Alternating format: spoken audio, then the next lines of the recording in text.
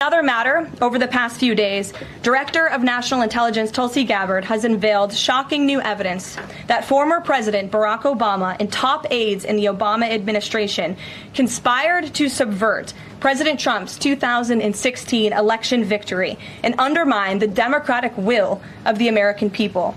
While publicly pretending to engage in a peaceful transfer of power, in private, former President Obama went to great and nefarious lengths to try to sow discord among the public and sabotage his successor, President Trump.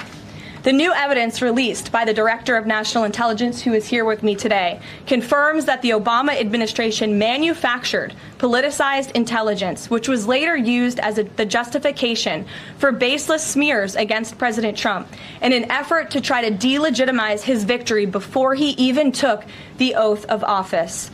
The truth is that President Trump never had anything to do with Russia, and the Russia collusion hoax was a massive fraud perpetuated on the American people from the very beginning. And the worst part of this is Obama knew that truth, and so did all of the other corrupt officials involved in this scam, including former CIA Director John Brennan, former Director of National Intelligence James Clapper, former FBI Director James Comey, former Deputy Director Andrew McCabe, and many others.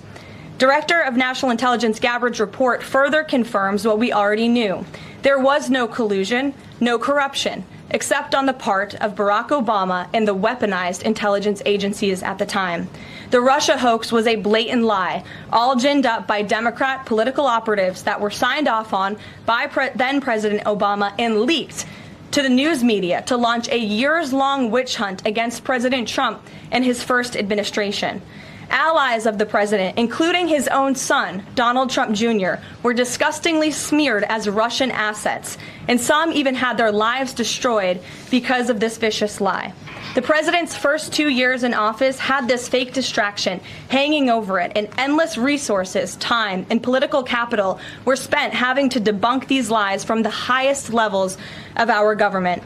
Now, nearly 10 years later, thanks to the declassification of documents by Director Gabbard, the truth has finally come to light. And this truth vindicates President Trump, his family, and his many allies and associates who were smeared with defamatory lies. President Trump was right from the beginning about all of this, and we are grateful that justice can be served. Now, we have even more damning evidence implicating those who tried to sabotage a duly elected president and did grave material harm to our republic. Thanks to additional important work done by CIA Director Ratcliffe, Committee Chairman Rick Crawford over the past few months, a newly declassified 2020 report prepared by the House Permanent Select Committee on Intelligence, which DNI Director Gabbard has declassified, found that the intel community did not have any direct information that Russian President Vladimir Putin wanted to help elect President Trump in 2016. And in fact, Russia was actively preparing for a Hillary Clinton victory. But at the unusual direction of Barack Obama at the time, the intel community published implausible intelligence suggesting otherwise. Why? To sabotage the incoming president. This is truly one of the greatest political scandals in American history. And reporters at legacy outlets, some of which are sitting in this room today, like the New York Times and the Washington Post, were ridiculously awarded Pulitzer Prizes for their perpetuation of this hoax. It's well past time for those awards to be stripped from the journalists who receive them. It is not journalism to propagate political disinformation in service of the Democrat Party and those in the intelligence community who hand over out of context and fake intelligence to push a false political narrative.